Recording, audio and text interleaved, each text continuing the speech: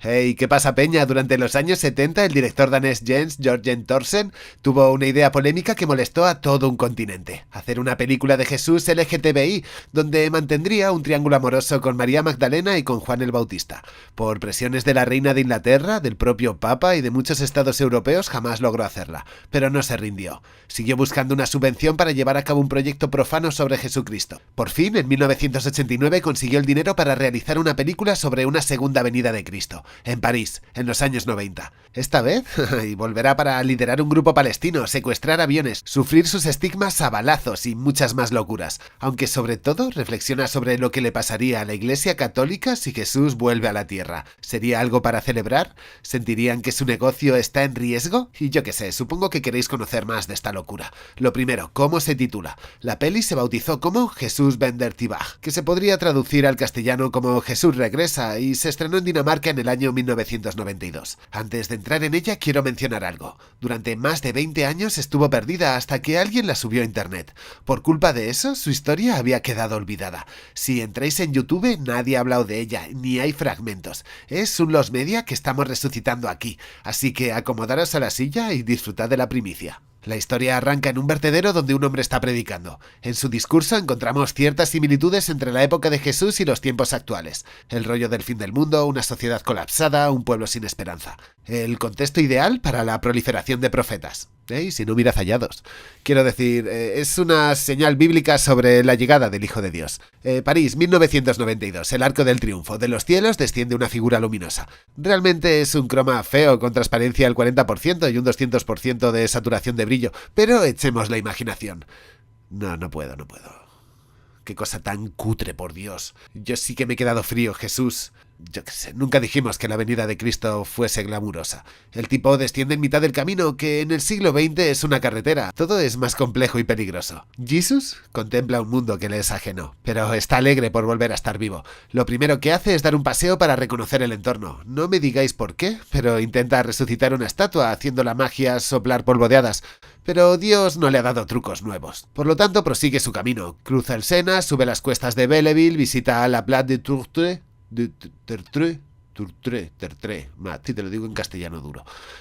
Sube las cuestas de Belleville, visita la plaza de Dutertre en el barrio de Montmartre, que es un lugar conocido por ser un nido de pintores y artistas bohemios. También ve trabajadores y vagabundos durmiendo en la calle. Él está asombrado.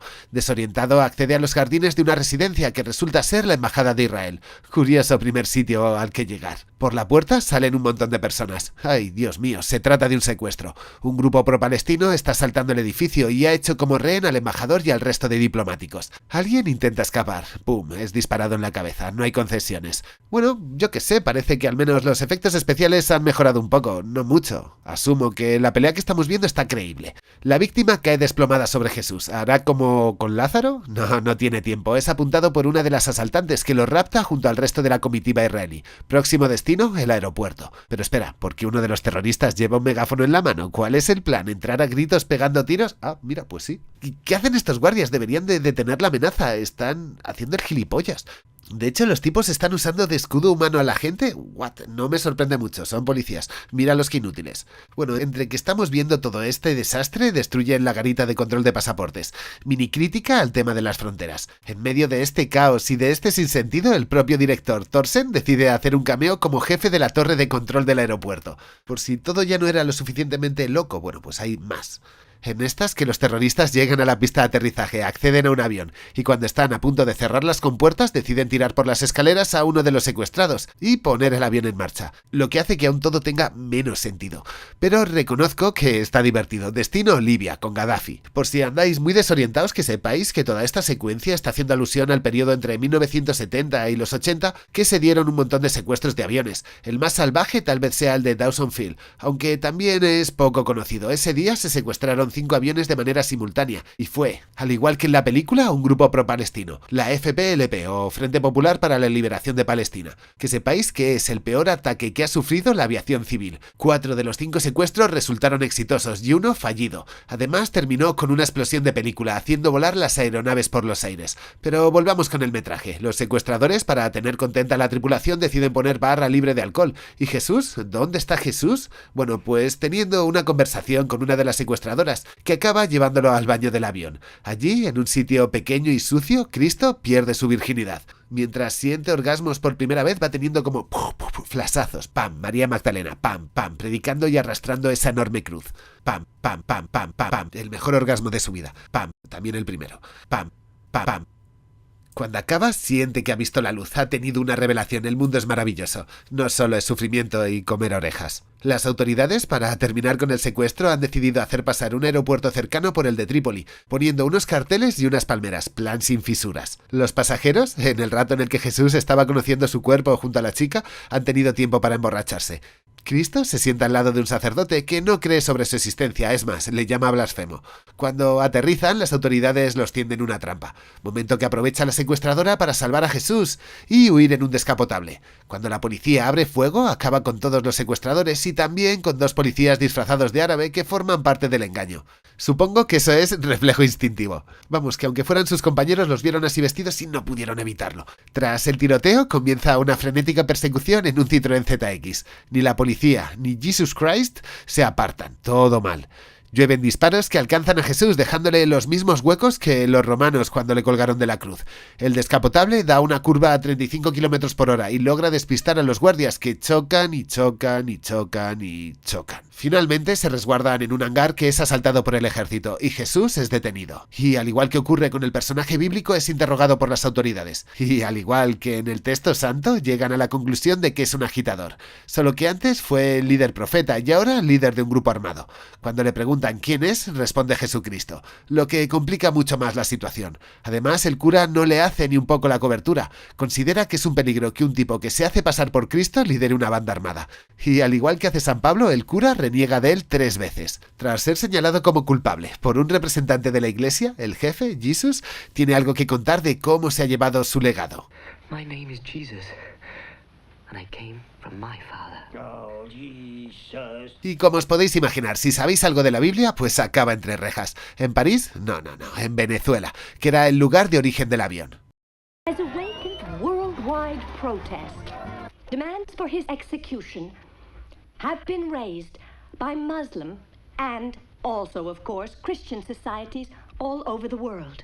Mirad, eso también me llama la atención porque es un guiño bíblico. Además, a un tema bastante polémico que tiene que ver con la veracidad del relato de su crucifixión. Si fue juzgado según el derecho romano, como así fue, el proceso debió de prolongarse durante días. Según los especialistas en derecho, tuvo que ser de una semana. Así que eso de que le juzgasen en un ratito, está poco probable.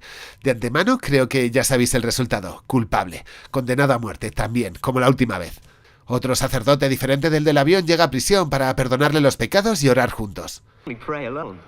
Go to your room, lock the door, ask for food, forgiveness, friendship. You know that very well. Respuesta que molesta al sacerdote. Espera. ¿Así imaginan las cárceles latinoamericanas? ¿Con un tipo en hawaiana viendo el fútbol por el cogote? ¿Qué hace en la tele? En fin, ver a Cristo pasear por los pasillos le hace tener una revelación. ¿Por qué? ¿Qué más da? De hecho, reconoce que es Jesús porque lo ve en unos papeles. ¿Qué pasa, colega? Eres cura y nunca antes habías visto su imagen. En fin. Ahora, por fin Jesús tiene un aliado que le cree. El sacerdote ha comprendido la magnitud de lo que está pasando. Jesús ha vuelto. Inevitablemente me recuerda a la peli Ha vuelto, que fantasea con la llegada del Führer a la Alemania de hace unos años. Ambas, a su manera, fueron figuras mesiánicas. Dios, qué peligro tiene no ser autónomo y confiar en líderes, Total. Que el cura llama al Vaticano directamente para darle la buena nueva. What? Is Jesus back? No, impossible.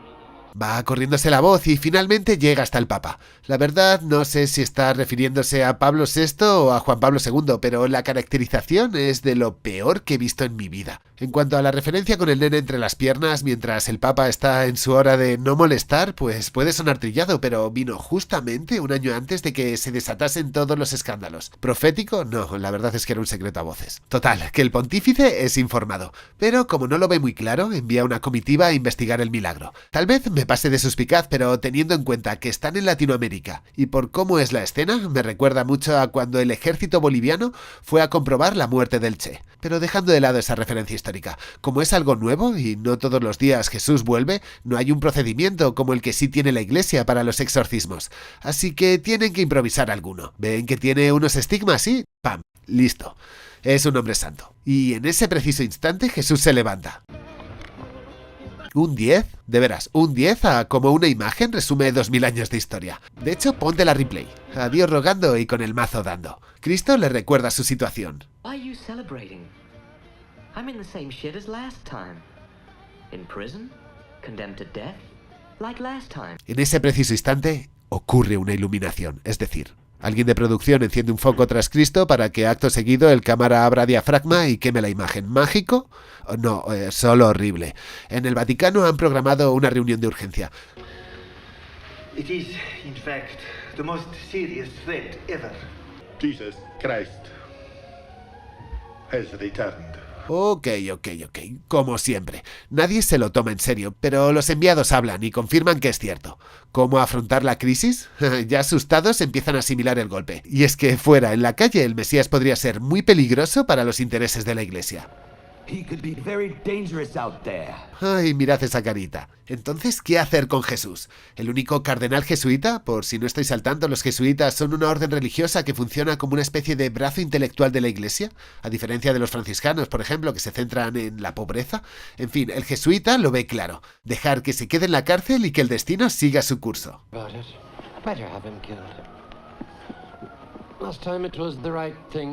Así se lavan las manos, como la última vez, que también fue entregado a los romanos después de ser absuelto por un tribunal judío. Frente a eso, algunos cardenales no ven claro el plan. Su muerte podría dar paso a un nuevo cristianismo y que de la nada les naciese una competencia feroz. El objetivo no debe de ser matarlo, sino controlarlo. ¿Y cómo pretenden conseguir eso? Bueno, pues con dinero. Lo primero es evitar su muerte sea como sea, por lo que el Vaticano intercede directamente con el gobierno para que lo liberen. Una vez suelto, la idea es enviarlo a un palacio papal para que viva una vida de lujos y de privilegios, para que poco a poco vaya apagándose su espíritu contestatario. No estará preso, pero el lujo le quitará su cosmovisión del mundo. Joder, como a tantos artistas. Vamos, que esta es una receta antigua, pero que a día de hoy funciona mejor que nunca. Como os imagináis, el espacio cuenta con buenas instalaciones, un coro de niños, monjas en minifalda y un mapa del mundo para que torpemente se homenajee al gran dictador de Chaplin. Al entrar en la sala de su nuevo hogar, el Mesías identifica varios cuadros suyos. Algunos son escenas de muerte, en las que se ve a sí mismo colgado.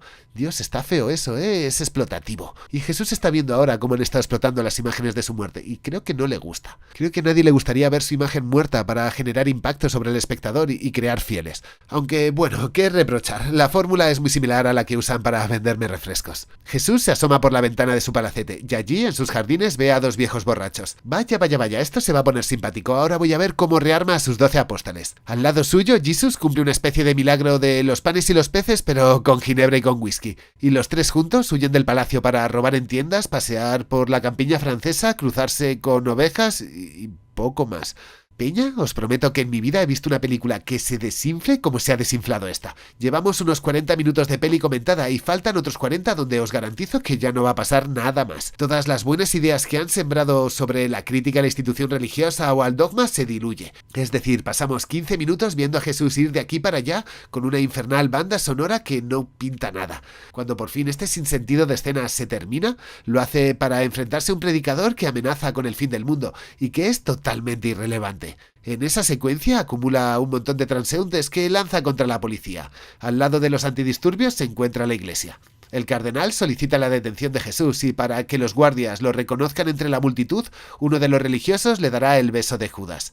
Algo que no tiene demasiada eficiencia porque cuando carga la policía se dedican a repartir hostias, pero pasan de la orden que tienen de detenerlo. Vamos, que se las suda el asunto. Y por una parte está muy bien porque sí es real eso de que los antidisturbios se dedican solo a repartir, pero yo qué sé, ponle algo más de ganas al guión, ¿no? Tras eso, Jesús se fuga con una mujer donde pasa otros 15 minutos retozando en el césped. Es encontrado por el clero, que lo devuelve a su palacete. En ese punto tenemos la peor representación cinematográfica de la última cena. Jesús está acompañado de un Buda, de un guardia, de un cura, de un terrorista que podría ser libanés, pero que también se parece a Pablo Escobar, y un montón de peña que no han salido antes. Re random estos invitados a la cena. Los únicos que reconozco son sus colegas los borrachos. Sea como fuere, aquí el director es incapaz de hacer un plano general como ha hecho cualquiera que quiso representar este momento. Desde Miguel Ángel a Buñuel pasando por, yo qué sé, Pin Flaco. Y ya está, creo que esta es la última referencia que encontraremos a la imagen de Jesús. Y bueno, su ascenso a los cielos tras no morir. Tampoco tiene sentido. Y es que al ver tantas divisiones de la iglesia y a la gente tan fanática, todo eso le da pereza, por lo que decide volver al reino de los cielos y probar suerte más adelante, dentro de tal vez otros 2000 años. Y eso nos lleva a noviembre de 2023. Jesús se puso peluca y sobrevive como un mercenario del capital. Si su gobierno está en problemas y necesita lanzar una cortina de humo para tapar el escándalo de su mujer, o si quieres impulsar un partido de la extrema derecha para visibilizarte en los medios, siempre puedes contratarlo. Es el líder del equipo ANCAP. ¿A qué viene esto? Bueno, a que tal vez lo único que saqué en claro con esta peli es que el tiempo pasó, pero seguimos siendo susceptibles a los discursos mesiánicos. Soy Paravicini, estás en el purgatorio y nos vemos en el limbo. Bueno, me faltan las conclusiones, que no las había metido. Tolkien tuvo la posibilidad de hacer una película que sirviese para evidenciar la corrupción de la iglesia, o cuanto menos la manipulación de su discurso, o también de cómo pasó de ser una religión para pobres y marginados a una herramienta de dominación en manos de ricos.